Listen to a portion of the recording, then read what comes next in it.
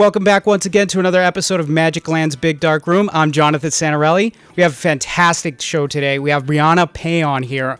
So let's get on to the interview. And don't forget, subscribe to Magic Land Entertainment here on YouTube. Thank you so much, Jonathan, for having me. I really appreciate you taking the time to learn more about what I do. Yeah, absolutely. I've been following you for a while now, and you're very prolific with what you're doing in terms of your events, your DJing.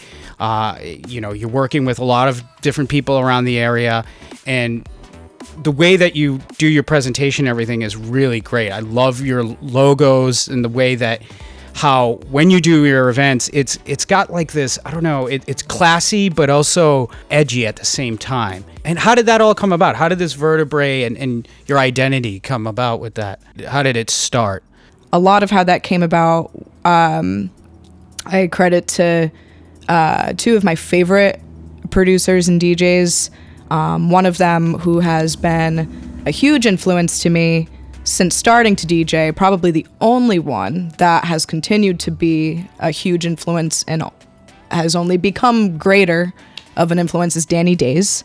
Mm-hmm. Danny Days has made anything from techno to old school breakbeat electro to like trip hop to like even like reggae elements in his stuff. He's all over the place. Mm-hmm. He's incredible. And seeing him evolve back into what he really likes to do, mm-hmm. I'm like, wow, people do make exactly what they want, and they can make what they want. They don't have to make music for others. They make music for themselves, and they can do what they want. And so he's been an incredible influence, as well as More Elian. Mm-hmm. She is based over in Berlin. She co-runs one of my favorite labels, Fever AM. She is definitely an influencer of how I sort of fell more into the groovy, more breakbeat, even off time kind of stuff. Mm-hmm. Because these artists that I'm describing, More Elian, Danny Days, even myself, I would probably still categorize it as being a techno DJ, but I'm finding these days that I'm kind of like each individual track is anything but techno, actually. And it's just the blending of them that I kind of get back into a techno groove, if that makes any sense. Techno is like basically just this big umbrella. Yeah. And then you have all these other all these other genres that kind of sparsely put themselves within the sound.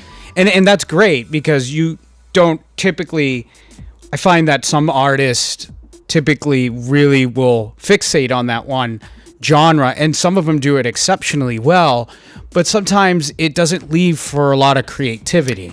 Exactly. Yeah. And I would say for a bit, I definitely fixated on what I consider to be real, true techno. And, you know, I started pretty young. I'm still pretty young, so it's funny how much more of a techno snob I once was. I've definitely fallen out of that mindset because, I mean, it's so incredibly limiting. And also, like, what do I know? You know, like techno, it's all kinds of different genres combined, and some styles, some tracks that fall more into like a drum and bass type realm, but still kind of have techno elements. The lines are a lot more blurred these days, and I think that's part of why I feel comfortable kind of playing whatever, taking far more risks mixing than I ever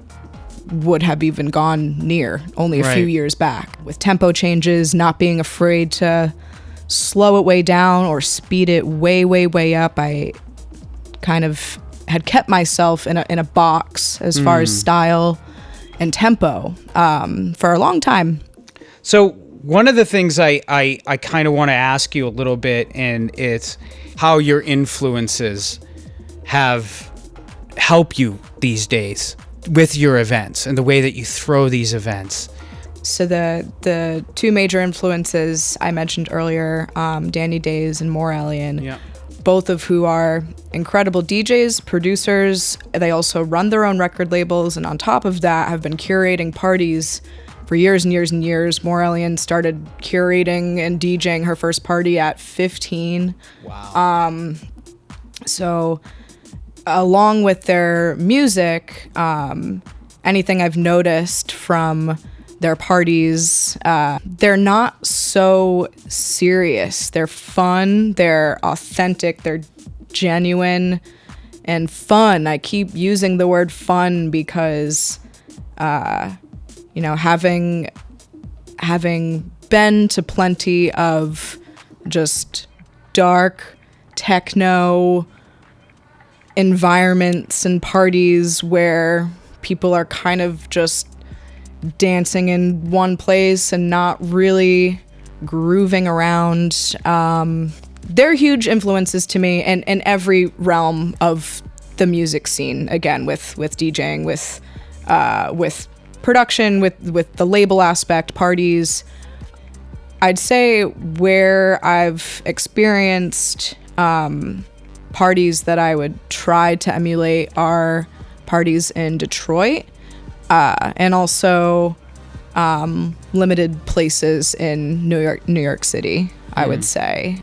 Absolute favorite party ever is called No Way Back. It's run by The Bunker, which is a label based in Brooklyn, New York. Yes. But every year in Detroit at the Movement Festival, they do their No Way Back party at the Tangent Gallery. And that, it's just indescribable. It's unlike any party I've ever been to as far as the music, the environment, the people that are dancing, and it totally describes what you had described earlier of a Vertebrae party. So it's just like, it's an incredible feeling to know that I can even come close to my favorite party or environment is just people being there for the music, people not fixating on the DJ. Because these DJs, the Bunker DJ, especially like Patrick Russell, for example, who played the very first in-person Vertebrae in June in Cambridge. Love Patrick Russell. He'll do anything from like a 5 to like 20-hour set. It's insane. It's incredible. So when someone is playing for that long and having these many segments of hours to build and create this whole journey in their set, you're meant to get lost in it. You basically want to create not just DJs playing tracks. You want to create an ambiance and this place where people can really kind of be themselves. And it's kind of harking back to sort of what many would consider the old school days. Sure. Where the DJ isn't really so much the main point of right there. Exactly. They're kind of tucked away in there, and the music is what's speaking for it. And I feel that that's kind of what you're really, that's really where you want to go with that, with Vertebrae. Yeah, absolutely. I'd say that's very accurate, and I'm glad that you noticed that and picked up on that. Like, of course, I love the DJs that I'll bring. I'm before everything, I'm still a huge fan at the end of the day of music, of artists. What I want for people to get out of coming to a Vertebrae event is to feel 100% comfortable with themselves, comfortable in the space, and knowing that they're able to completely let loose or not, just exist in there and be one with the environment. And that's one thing I've noticed as well, which I couldn't ask for a better crowd that's been coming to these events, and people just get lost in it. They're dancing, they're facing wherever. They're not super fixated on the DJ necessarily. They're just lost in the vibe And the music. And yeah. the music. Yeah. And again, that's really all I could ask for. And I think that's what kind of defines a great party. Exactly. Yeah. I mean, there's different generational shifts in terms of culture in any cultures. And because dance music is so dependent on technology, it actually has progressed faster than any of the other music that has been in our society. So because of that, those generational shifts in the way that people consume the music and how they want to see it when they go live has changed such considerably in such a short amount of time. For sure. And I think that a lot of the people, and I think you might have, your age range is certainly have been developed as probably now getting tired of the big, huge stage with the pyrotechnics and all that kind of stuff. That was great when we were, when you were younger, a little bit, first starting out.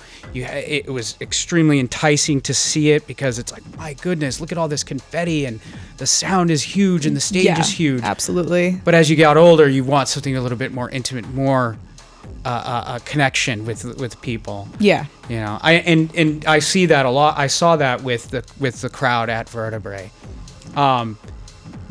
So when did my question too? Another question to ask that: when did that actually start? What was the time period of when that came about with Vertebrae? So I had the idea of the name and a certain aesthetic, a certain style of music, shortly before COVID hit. I had planned to do a first Vertebrae party that later that spring. COVID happened. I wasn't able to do that anymore. And then fast forward to the end of 2020 where, to find something to occupy my mind and do something that was fitting for my style was to start with the chains, assembling the chains, which I loved the name Vertebrae so much that I figured, I don't want to waste this name. You know what? Whatever. I'm going to give it to the chains. And then by the time this past spring rolled around, where my partner Matthew and I were starting to kind of get things going at our space at Focal, we figured, okay, this is probably a good time to bring that original concept back, Vertebrae. So now I've tried my best to build Vertebrae as just a whole general brand and aesthetic, and having the chains available at Vertebrae Events and all these things, trying to have it tie in together. So this last spring started off as virtual events, streams at our spot at Focal. And then pretty much as soon as things opened up again, end of May into June is like kind of when I hit the ground running and started to do the in-person stuff. You've been mentioning Focal, and it sounds like Focal came before Vertebrae. It did, technically, yes. Vertebrae had just the name. It had been an idea for a while, but Focal itself, Matthew and I, we moved in there a little over a year ago, like right in the middle of the pandemic. It was definitely a risk. We went into it knowing the risk, also knowing the uncertainty of when we're gonna actually be able to do things safely in there, when things can open up again. At that time, I'm not sure if we would have imagined that it would be this past summer, that it would be almost a whole year later. This is something that I've known and experienced in the past with throwing other parties, other DIY things and alternative spaces.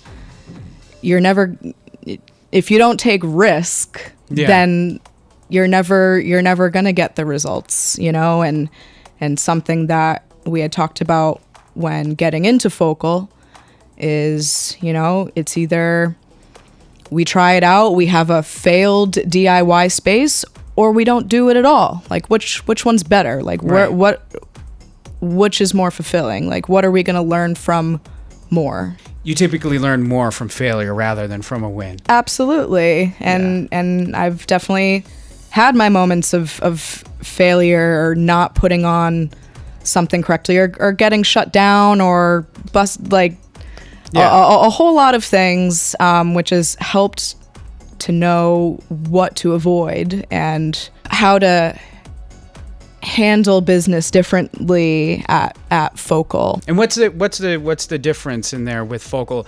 I think I saw something that you basically do a lot of showcasing of artists from the area, especially Providence. Yes, for sure. We try to focus as locally as possible. Pawtucket, Providence. We are technically an art gallery. We do music events and artist markets and other things in there as well. We'll do movie screenings and small intimate classes, things like that. I guess another difference with Focal in particular versus anything else similar that I've done in the past is that everything in the past, working with warehouses and alternative spaces like that, have all been one-offs. I've never had something of our very own. Matthew and I, we've never just had our own studio warehouse situation that we can call our own, and that's something. So you keep mentioning. I'm going to interrupt. You keep mentioning Matthew. Who is he? That's my partner. That's my boyfriend. Okay. So we co-run Focal. He's also a pivotal person in getting Vertebrae off the ground. Oh, okay. He is a musician, though, right? He is a musician, yes. He is in a couple of bands. He plays drums for a hardcore band based in Providence called Passion Play. And he just recently started. It is a great name, isn't it? Yeah. And he just recently started doing vocals as well. Incredibly talented. And I've always appreciated that realm of the more hardcore punk extreme music, but I've never really been a part of that scene myself, and vice versa with Matthew and just the techno experimental electronic realm. But we're finding, especially in the Providence area, which was a big noise city.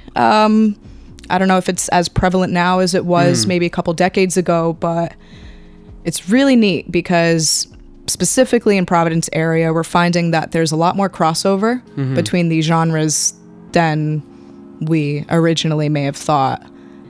Something that I've now become more of a fan of. I really wasn't even aware that these things were happening, that I'm learning through Matthew and through that particular scene, is the idea of a mixed genre show where you'll have a hardcore band or a couple of them, and in between have an experimental hip hop set, or someone is doing some noisy electronic stuff. That is really interesting to me, and something that I really was not familiar with, or maybe a few years ago wouldn't have understood how these things can even be on the same lineup, and is this all marketed to the same people? People actually like all these things and they can be together on one lineup. That was very interesting to me. So I think I'm taking some elements, some inspiration from that, and kind of trying to further reinforce into the electronic realm and the stuff that I would like to curate now and in the future. Yeah, and speaking of that, you've kind of been collaborating a little bit with actually the city of Providence, and I spoke with Genevieve, who she works with, I think, the recreational department over in Providence. Scott McCullen, is that how you pronounce it? McCullough, yeah. McCullough and Jacob Herschel, they do Symposium Records. Yes. And I actually recently went out there the same day I actually went to your event prior. Yep. You were doing an event out on the river.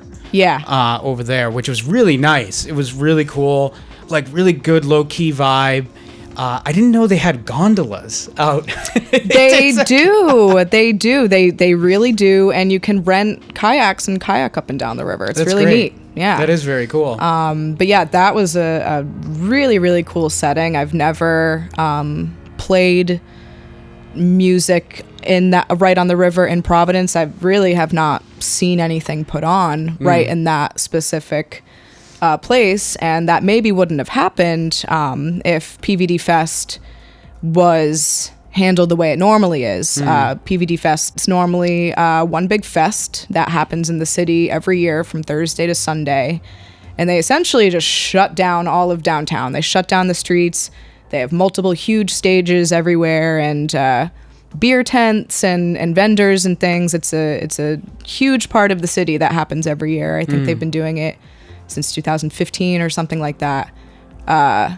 But this year they had to do it a little bit differently, where they were still doing PVD Fest, but they were taking each individual weekend day, Friday, Saturday, Sunday, and designating each one of those days of every weekend of the summer to a different collective. So that day was the Symposium Records showcase, and I'm not exactly sure how the location came about, if that was requested by them or how it came about, but that was a really, really neat setting, and I'd love to play there again sometime. Yeah, absolutely. It was very cool, and the music that they were playing was really very cool as well. I really liked the funky house, almost disco vibe. They actually were playing disco. They were playing some vinyl. Yep. It was a really good combination of different music. Yeah, for sure. Chuck Hu and Jacob, who I believe closed it out that night, he typically will play all vinyl, and he's got incredible taste from all around. So, yeah. That's awesome. Yeah, whole lot of fun that day. A lot of different kinds of music being played from earlier on to the end of the night. So, and how did you get involved with Scott and Jacob? How did that all work together? So we had been in contact pretty much over social media dating back I'd say about a year and a half ago is maybe when we started like following each other and communicating. I had the two of them come up to Cambridge to do a stream event early COVID. So given that the both of them, Scott originally from New York and has been into this music for a very long time, Jacob coming from Philly, moved up to Providence a couple years ago. They, as far as music style and taste, are, I'd say, very closely aligned with my style and taste. So upon moving down here, it made sense to get together and do some collaborative stuff, which we did. Some things at Focal as well. We kind of just, coexist in our little close-knit Providence scene and help each other out. So it's great. No, that's really cool. And you spoke a little bit before you came down to Providence. I mean, what happened prior to Providence? You were involved with another production crew up here in Massachusetts in Providence, and you were one of the co-founders of Infra. That's right. Yeah. So how did that kind of come about, and where was that time? Was it around that same time that when you left was where you discovered Vertebrae and Focal? Yes, I would say all pretty closely within that same time. I had moved back down to Providence. Prior to that, I lived in the Boston area for about 4 years, originally coming from the Providence scene, moving up there to DJ more and start curating shows and events for the first time. Was starting up in the Boston area. So that started with prior to Infra was Tribu, which had already been in existence before I came into it. Also a DIY after hours called Cult that I co-founded, and then after that came Infra. So I spent a good chunk of time with Infra and putting on shows in venues and clubs all around Boston and Cambridge, mostly Cambridge. And other alternative spaces, helped to bring some really amazing artists. It was definitely a big learning experience. I think it's kind of where I dug my claws in with curating and putting on events. Mm-hmm. It was a tough decision to leave, being that I co-founded it, I put so much into it, but what I found out is just it is more worth it, more fulfilling, better for me in every way to take on my own projects and also realize that I am capable of doing those things on my own. So it took a while, it took some adjusting, but it was also easy to switch gears and get my head in a good spot, because pretty much at the exact same time, the exact same week, I moved back down to Providence is when we opened up Focal. So a lot of big changes all at once. Right. Yeah. With everything that's going on in your experience over the years, where do you see yourself in the next couple of years with what you're doing? I mean, what's your grand plan?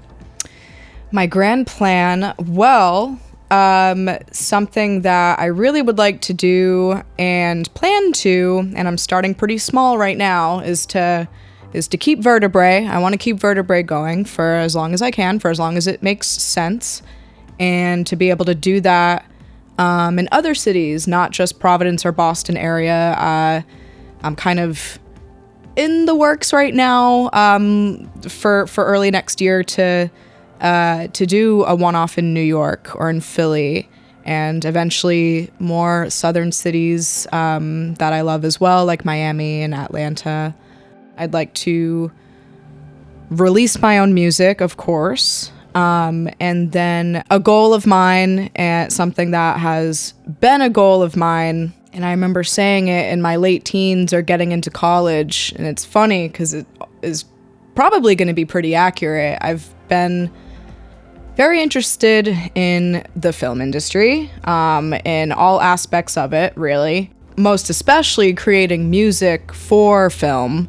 And I remember saying years ago, like, yeah, that'll probably be like a 30s initiative. And, it's kind of following that track, where, in the next 2 to 4 years, I hope to be more involved in the film industry, or be able to mix what I'm doing now with that somehow. And I don't know how it's possible yet, but I think it is possible, and that's something that I've always tried to do with any of my jobs.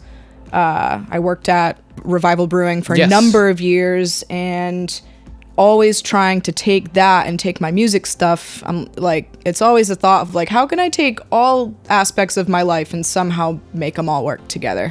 With that said, definitely want to be able to take my own music and curating with music events and somehow make that work later on. But I definitely want to get more experience in that other industry. I'm definitely interested in editing. Did a bit of it with projects in college, and even the acting portion as well. I took some acting classes right up until COVID, which was a huge bummer. COVID. Huge bummer. You kind of need to be next to people to do acting. And I feel awful. They continued to do the virtual acting classes, and I just don't see how that's possible at all. And I was just starting to get like really passionate about it, just in the intermediate region of it, and it's still on hold. The particular classes that I went to, which I loved so much, loved the teachers, they're still on hold all the way up until now. Outside of that, what else do you have going on coming up in the recent future? Like, do you have a new event coming up very soon? There is an event coming up in the next couple weeks. I haven't announced it yet, but I'm going to in the next couple days. But this will probably come out after I announce the event. So the next Vertebrae event is going to be Saturday, October 9th at the lower level in Cambridge. Headlining will be an artist I really love. His name is Zen Kron. He actually lives locally to Boston. Extremely talented, very low-key dude. He also, coincidentally enough, is very close friends with and has done releases with that favorite label, Fever AM, that Morellian, and her partner Alex, who goes by Rue. He's released with them. It's an interesting thing to me to have someone so locally, like, who happens to be releasing music on a Berlin label that happens to be my favorite label, and he's so nice, he's so genuine, he's very happy to come and play. So that's awesome. That's gonna be a really fun night. I should check that out. You should. I would love to check that out again. Actually, Lower Level is always a very interesting place. So I definitely would like to hear what they'll play. I'll probably check out their music too as well. So just kind of give me an idea. Yeah, you should. What's going down? I'll send some your way. Speaking of music, what are you gonna play for us for your set? Honestly, I am just gonna